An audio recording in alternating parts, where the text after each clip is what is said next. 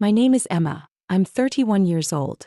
To outsiders, I am the only daughter of Thomas Miller, a successful businessman in Chicago who takes pride in his reputation and powerful connections. But in his eyes, I've never been enough. He often introduces me to others with a tone that makes my throat tighten. This is my daughter, she just works as a security guard. Not once has he mentioned the real responsibilities I carry or the effort it took to earn my current position. I remember clearly the feeling of being out of place when standing beside him at lavish parties. Guests in tailored suits, women in glittering gowns. He would drape an arm around my shoulder, flash a polite smile, and present me as though I were staff, not his own child. Eyes would scan me from head to toe before leaving only a forced smile followed by an awkward, "Oh, I see." In Thomas Miller's world, a person's value is measured in dollars and the title printed on a business card. He is a senior partner at a financial firm, widely connected in business circles, often appearing in economic magazines. His mansion shines like a five-star hotel, luxury cars come and go, and extravagant vacations to Florida or New York are routine. He built himself a perfect image, and in that picture I was always the smudge he wanted to hide. I still remember when I was 12, the year my parents divorced. My mom, Linda, was a humble elementary school teacher who always taught me to live kindly.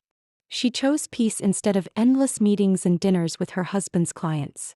Afterward, I lived mostly with her, only visiting Dad on weekends. As I grew older, the divide between those two worlds became clearer. A small apartment with simple meals on one side, a glittering but cold penthouse on the other. He never hid his plan to map out my entire life. To him, I was supposed to attend a prestigious university, earn a law or business degree, then step into a worthy career.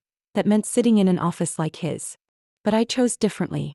I enlisted in the military right after high school. When I told him, he stared at me as though I had confessed a crime. He uttered words I will never forget. "People in our family never settle for being a low-rank soldier." So I followed my choice. 4 years in the Army gave me discipline, resilience, and the belief that protecting others mattered more than any figure on a financial report.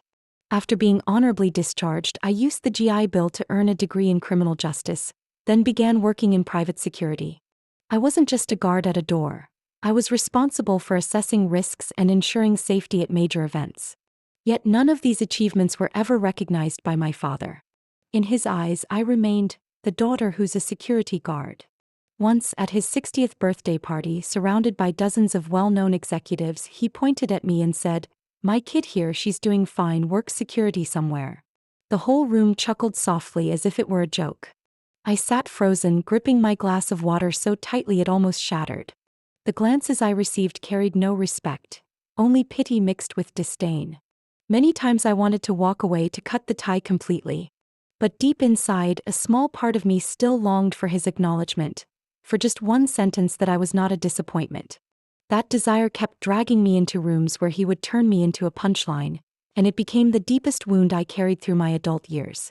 My father lived for appearances, and I became what he called a failure in parenting. To him, my name wasn't worthy of being mentioned in his proud conversations with friends. But to me, the truth was the exact opposite. I knew my worth. It was just that he had never chosen to open his eyes and see it. After leaving the military, Emma was 27. 4 years in uniform gave me discipline and a deep conviction that protecting others was a calling. I remember patrolling in the biting cold at a base in Colorado, the grueling drills where sweat mixed with dust. That was where I realized my worth wasn't measured by glossy business cards but by the ability to keep people safe in dangerous moments. Using the tuition assistance for veterans, I enrolled in criminal justice at a university in Texas. By day I was in class, by night I worked security shifts at the dorms to earn extra income. That modest job was my first chance to apply risk assessment and crisis control. Students often brushed me off as the door guard, but when a fight broke out on campus, it was me who stepped in, de-escalated, and prevented serious injuries. Only then did the administration start to see me differently. After graduation, I moved to Minneapolis. Not the biggest city, but lively enough to offer opportunities.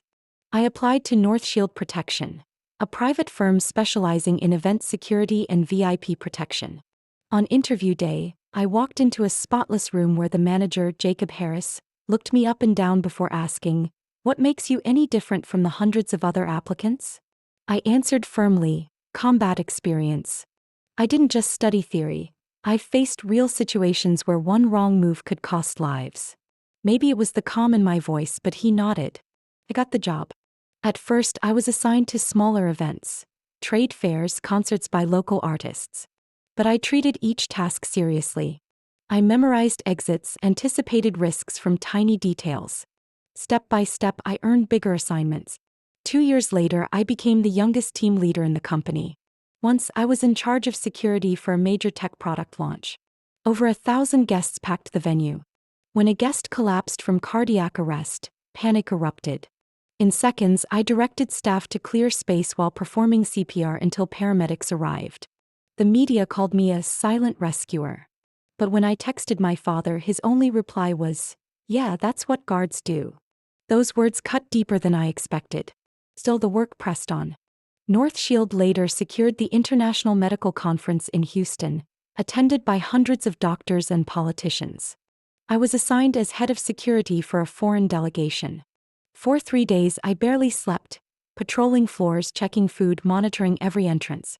When the event ended safely, the company director called me in and said, "Emma, you have a natural gift for command. I'm promoting you." I officially became a senior security specialist, respected by colleagues. In the field, the name Emma Miller began appearing in trade publications. Once I was even invited to speak at a conference. Every step forward was built from sweat, patience, and endless nights obsessing over details. Yet to my father, it was still reduced to 3 words: security guard. At rare family gatherings, he introduced me that way, making me feel like a spare shadow next to his shining reputation. Sometimes I wanted to snap back, to shout that he had no idea how hard I fought for my place. But I stayed silent. I chose to let my career speak for itself. Every so often, standing under the floodlights of a packed hall, radio in my ear, eyes scanning hundreds of carefree faces, I thought of him. He never believed I could matter. But if danger ever struck, the very skills he dismissed would be what kept him, and people like him, alive. That thought kept me going, even knowing I might never hear the words, "I'm proud of you." One autumn afternoon, just after finishing a long shift, I opened my mailbox and saw a thick envelope embossed in gold. Instantly, I recognized the handwriting. "Thomas Miller, Caroline Hayes cordially invite you." I froze for a few seconds, my eyes moving over each ornate line. Caroline Hayes.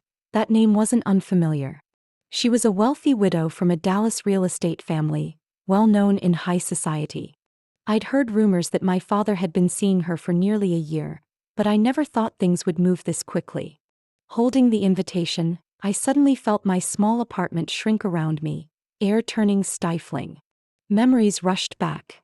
The lavish parties where he'd introduce me like some clueless child.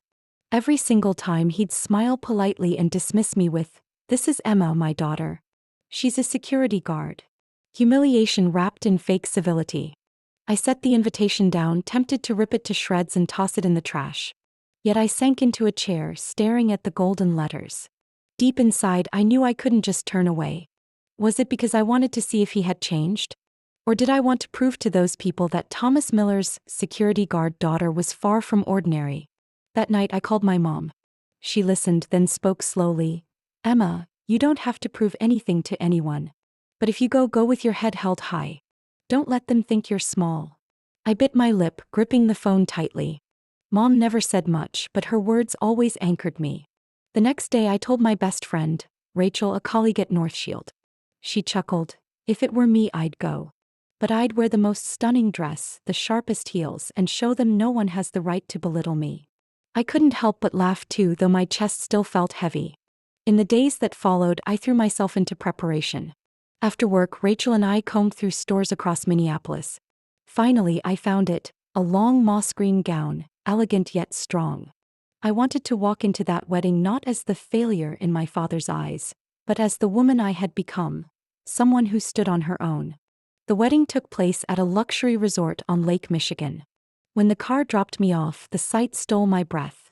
A stone pathway lined with white roses, pristine tents stretched along the shoreline, chandeliers sparkling against the water. As I stepped out, I heard laughter, champagne glasses clinking. My father, in a black tuxedo, stood with Caroline near the entrance. He spotted me. Surprise flashed across his face before melting into a stiff smile. He came forward, offering me the briefest hug, barely a touch. "Emma, you made it," he said, his voice as formal as a handshake. Caroline stood beside him, her face perfectly painted, smile flawless but cold. "So glad to meet you," she cooed sweetly, then quickly turned away as if I were just another guest on the fringe.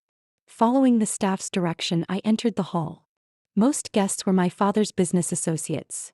Middle-aged men with expensive suits straining at the waist, women draped in Hermes scarves, all holding their heads high as if the world revolved around them.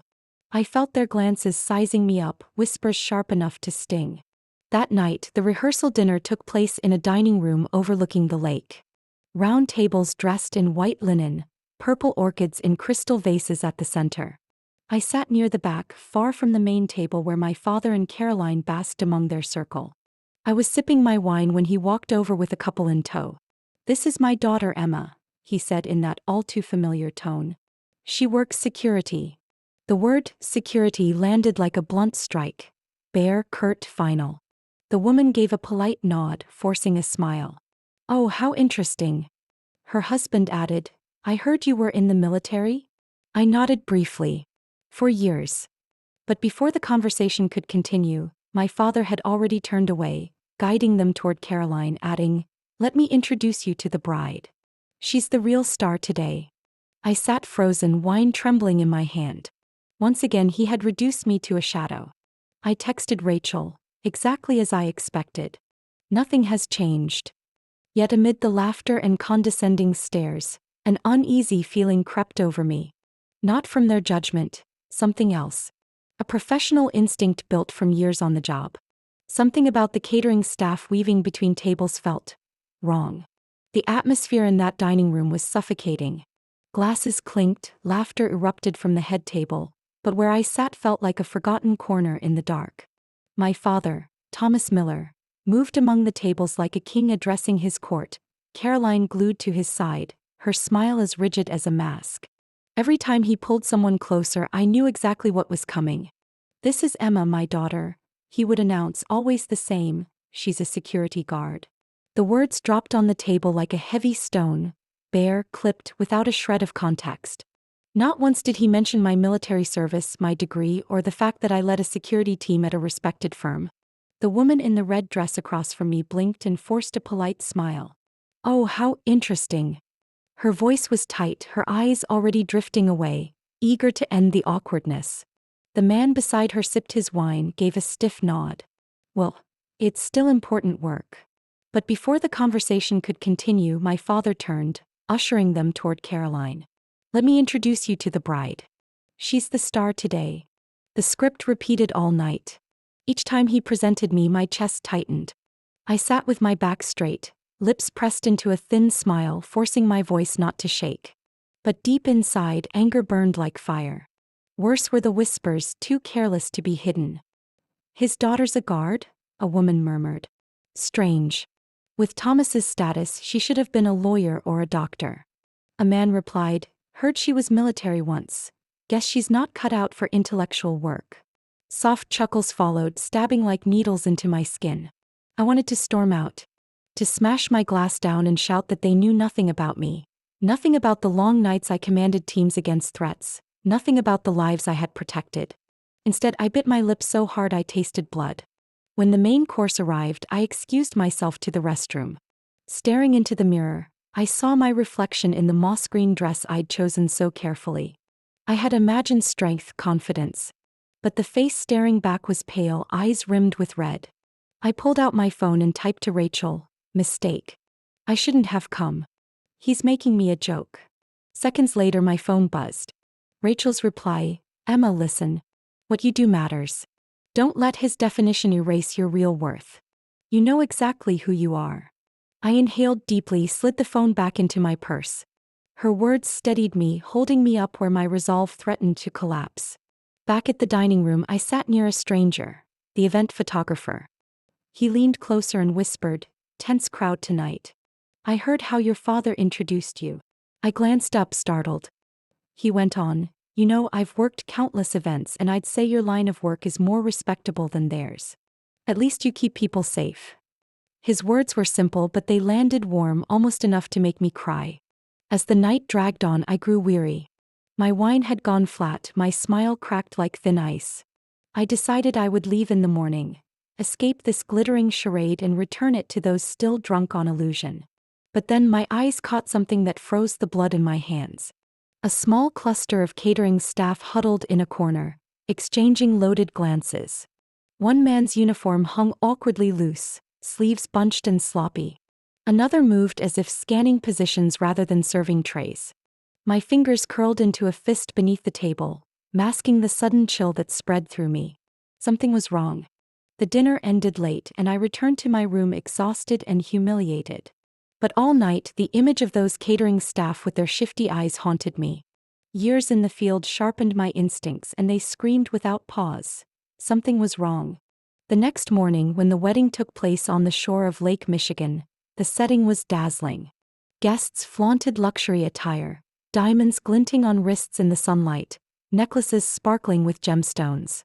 I sat in the back rows trying to keep a calm face, though my eyes scanned constantly between the crowd and the servers.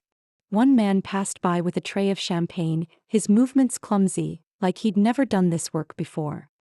His uniform was wrinkled, his hands carried glasses, but his eyes darted across the guests instead of focusing on service. My pulse quickened. Another, this time a young woman carrying pastries, walked awkwardly, her slip-on shoes not matching the standard uniform. They didn't look like trained staff from this resort. I decided to test my instincts. While everyone crowded around the bride and groom for photos, I quietly slipped toward the service area. The corridor leading into the kitchen was empty, only the clatter of dishes echoing. At the far end, a door was slightly ajar. I pressed against the wall, careful not to make a sound. Inside, a raspy male voice said, "Tonight, once the champagne is poured, we grab all the jewelry. At least $2 million worth. 3 minutes tops." Another voice chuckled, "These guards are amateurs. Before they even react, we're out the east gate." My fists clenched, heart hammering. There was no doubt. This was a planned heist and my father's wedding was their target. I took a deep breath and stepped back, pretending to be a wandering guest in case anyone came out. I had to think fast. If I called the police now, it would take at least 20 minutes for them to arrive. Based on what I'd heard, the robbery would start the moment guests raised their glasses, when attention was at its weakest. Back among the crowd, I secretly typed a message to local law enforcement. "Armed group planning robbery at Thomas Miller's wedding, Lake Michigan Resort. I am a certified security professional. I have direct evidence." I hit send, sweat prickling at the back of my neck. Around me, laughter rang out as my father beamed beside Caroline, blissfully unaware that in a few hours this celebration could turn into a nightmare. I slipped into the resort's security office. Inside was only one middle-aged guard, eyes glued to the monitors. I showed my North Shield badge, speaking firmly, "There's a serious threat. I need your head of security now." He looked startled but picked up the phone. Minutes later, Michael, the security manager, arrived. I quickly relayed what I had heard. Michael frowned. "We can't disrupt a wedding over overheard whispers." I met his eyes. "Trust me. This isn't a joke. If you don't act, they'll strike directly at the guests and the fallout will be catastrophic."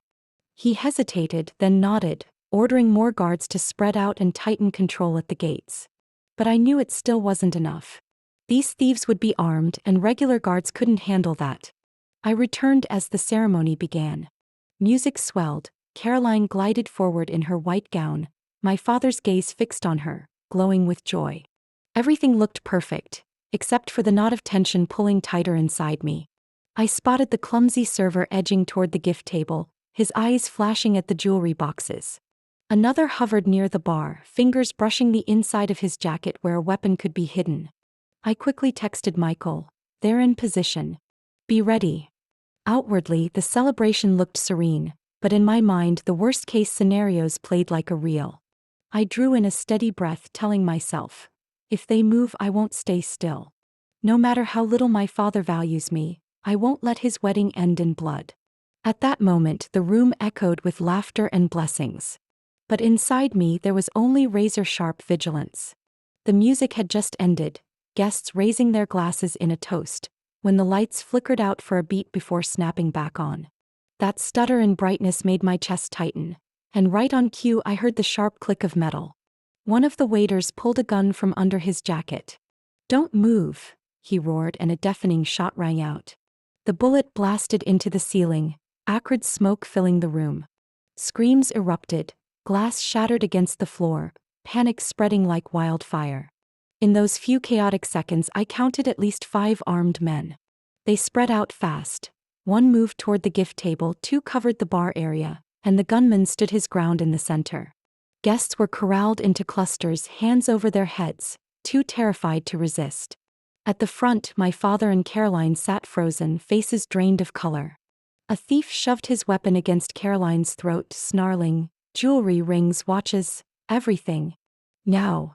I watched my father's trembling hands fumble with his Rolex, lips moving soundlessly. Heat surged through my blood. Training overpowered fear. My eyes swept the room, identifying the leader, the one orchestrating with sharp glances and hand signals. Take him down and the whole formation would fracture. Crouching low between overturned chairs, I crept closer. Then a child's cry pierced the air, a little girl shaking in her mother's arms as another gunman raised his weapon toward them. My pulse spiked. I had to act. My hand closed around a shard of glass on the floor. When the leader turned his head, I lunged, slamming my elbow into his throat. He buckled, his gun slipping loose. I snatched it, swept his legs, and drove him hard into the floor. Gunfire cracked. A round seared past my arm, burning hot, blood spilling down my sleeve. I clenched my teeth, clinging to the weapon, ducking behind a table. "She's armed," one of them shouted. Chaos intensified, shots fired wild to intimidate, guests sobbing and crawling for cover. My heart pounded, but my voice cut through. "Police are on their way. Drop your weapons unless you want to die here." Almost as if on cue, sirens wailed outside, blue and red lights flashing through the windows. I caught sight of Michael, the resort's head of security, rushing in with 2 undercover officers. They signaled, ready to move. I nodded once, then surged from cover, training the stolen gun on the leader crawling back up. "Down," I barked. He tensed, about to resist, until I fired a warning shot inches from his hand. The crack thundered across the hall. He froze, eyes wide with fear. That split second was enough. Michael and the officers stormed in, wrestling down the others. Shouts, crashes, the slam of metal. It was chaos. I joined the fight, my wounded arms screaming but my grip steady. One man dragged Caroline as a shield, his gun jammed against her temple. Her face was ashen, hands trembling. "Stay back. I'll shoot," he shrieked. I stepped forward slowly, voice calm but firm. "Listen to me. You're surrounded. There's no way out. Drop the gun and you live to see another day." Sweat streamed down his face, his eyes darting in panic. I seized the moment, hurled a chair at him. He flinched just enough. I dove, wrenching his wrist until the weapon skittered across the floor. Caroline collapsed, sobbing. Police surged in, cuffing the criminals one by one, pressing them to the floor. My breath came ragged, my dress soaked crimson along the arm. An officer strode over, jaw tight. "Without you, this would have been a massacre." I sank into a chair, chest heaving, pain radiating down my side. Around me, guests clung to each other, shaken, pale but alive. And then I saw him. My father's eyes locked on mine. He said nothing, just stared, stunned, as if he couldn't reconcile the daughter he'd mocked as just a guard, with the woman who had just saved his life. But I wasn't waiting for his validation. I had done what I was trained to do, what I knew was right. That night, police escorted each thief out of the resort to the blare of sirens. Guests were led away in groups, shaken but mostly unharmed. I sat in a corner hallway, bandaging my arm, my mind still echoing with gunfire. A police officer approached and said firmly, "You just saved 100 lives. Reporters will want your story." I only nodded, too drained to speak. The next morning, as I stirred awake in my hotel room still littered with clothes, my phone buzzed non-stop. Dozens of texts from Rachel, from Mom, from colleagues at Northshield. The first message stunned me. "Emma, turn on the TV. You're on the morning news." I grabbed the remote, switched on the local channel. The screen lit up with footage from yesterday's wedding, spliced with shaky cell phone video from guests. And there I was, clear as day, charging the ringleader, wrestling the gun, pulling Caroline away from the barrel aimed at her head. The anchor declared, a brazen robbery attempt at the wedding of businessman Thomas Miller was stopped thanks to the courage of his daughter, Emma Miller, senior security specialist. My heart pounded. Actions I'd taken on instinct were now broadcast across the city. The anchor continued. According to police, the thieves planned to steal assets valued at over $2 million. Emma's quick thinking saved countless lives, including her father's. I slumped into a chair, dizzy. Then came an interview clip. One guest, eyes wet, said, "Without her, I don't know what would have happened. She's a real hero." Meanwhile, at the breakfast gathering where many guests still lingered at the resort, a giant screen replayed the broadcast. As I walked in, my arm wrapped in white gauze, the moment my image flashed across the television, the room froze. Faces that had dismissed me the night before now turned, eyes wide. My father's champagne glass slipped from his hand, shattering. He stood rigid, lips parting but no words coming. Caroline lifted a hand to her mouth, stunned. "She's really your daughter?" one man in a suit blurted, his voice mixing awe and disbelief. My father didn't answer, only stared at the screen. On it, the city police chief was speaking. Without Emma Miller's timely intervention, this event could have ended in tragedy. She deserves full recognition. The hall erupted. At first a few claps, hesitant, then rolling into loud, sustained applause. I stood there, swept by a tide of emotion. Guests who had whispered about me hours earlier now crowded close, shaking hands, thanking me, even asking for photos. But the only eyes I sought were his. My father remained frozen, expression torn between pride, shock, and deep regret. For the first time I saw him lose control. A woman with pearls approached, her voice trembling. "You're the one who protected me yesterday. I owe you my life." I only nodded, unsure what to say. The whole scene felt overwhelming, yet I forced myself to stay composed. On the TV, the anchor signed off. To her father, Emma was once just a guard. Today the entire city calls her a hero. That line cut into my father's pride like a blade. I saw his hand clench into a fist, but his eyes shimmered, not with anger but with something closer to awakening. Guests buzzed with chatter, but I knew nothing would ever be the same. Not because I craved the title of hero, but because for the first time in his life, my father had no choice but to see me exactly as I am. That morning, after the long applause faded, the reception hall grew quieter. I still stood under the gaze of dozens of guests, but their attention no longer mattered. What made my heart race was my father's eyes, Thomas Miller's stare fixed on me. No more polite smile, no more arrogance. Only unease, mixed with a sorrow I had never seen in him before. He stepped forward, each movement heavy as if weighed down by the world. Guests shifted aside, giving him space. When he stopped in front of me, I could hear his uneven breathing. For a few seconds we simply looked at each other, neither speaking. Finally, his voice broke the silence, trembling like he was learning how to confess for the first time. "Emma, I was wrong. Wrong for so many years." I froze. He had never admitted fault to anyone, least of all me. Swallowing hard, he continued, "I made you feel small, as if your work had no value. But last night, without you, Caroline and I might not even be here." I stayed quiet, my hand gripping the bandage around my wound. A part of me wanted to believe, but another part stayed wary.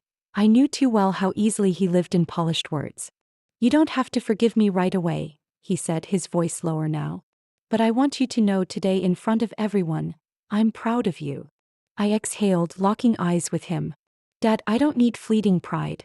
I need the truth, that I have always been enough even when you refused to see it. I didn't choose this career to please you. I chose it because it's what I believe in, what I want to dedicate my life to." He bowed his head, his shoulders trembling. The sight was so foreign I almost couldn't breathe. The man who once commanded boardrooms with a snap of his fingers now stood uncertain before his daughter. "Emma," he murmured, "I've been blind too long. I only saw titles and glitter. But last night you taught me, the real worth is courage, conviction, and truth." I nodded slowly, my heart tangled with emotions. I wasn't a child yearning for approval anymore. I was grown and my path needed no definition from him. Yet hearing those words after all these years felt like a locked door finally cracked open. Caroline stepped up, her eyes different than before, no longer dismissive but filled with gratitude. "Emma," she said softly, resting a hand on my uninjured arm, "thank you for saving us. And I'm sorry I didn't value you before." I simply gave a slight nod. I didn't need her apology, but at least I knew they finally understood. The brunch carried on, but the air had shifted. Guests came to shake my hand, praise me, even ask for photos. I responded calmly, though deep inside I knew no compliment could compare to the moment my father bowed before me. That afternoon, as I prepared to leave the resort, he called me out onto the balcony. With Lake Michigan stretching blue before us, he turned and said, "I can't erase the past. But I want to start over. I want to know about your work. I want to understand your world." I smiled, lighter than I'd felt in years. "I don't need you to change to validate me. I only need you to truly see me. If you can do that, it's enough." He nodded, his eyes red. For the first time in many years, we were really speaking as father and daughter. This story didn't end with applause or camera flashes, but with overdue acknowledgement. I realized something simple yet profound. True worth isn't found in titles or other people's eyes. It lies in the courage and determination to keep walking the path you choose. And whether or not my father ever fully changed, I knew I would keep walking mine. Because that is Emma Miller, the truest version of me. Emma's story isn't just about the tragedy of being belittled by a wealthy father. It's a journey of proving her worth through courage and her own choices. From being introduced as just a security guard, Emma became the hero who saved hundreds at her father's wedding. In real life, that message still stands true. Titles don't define us. Courage, perseverance, and belief in our chosen path are the real measures of success. What do you think about Emma's journey and her father's late change of heart? Share your thoughts in the comments below. Don't forget to follow the channel for more powerful and emotional family stories.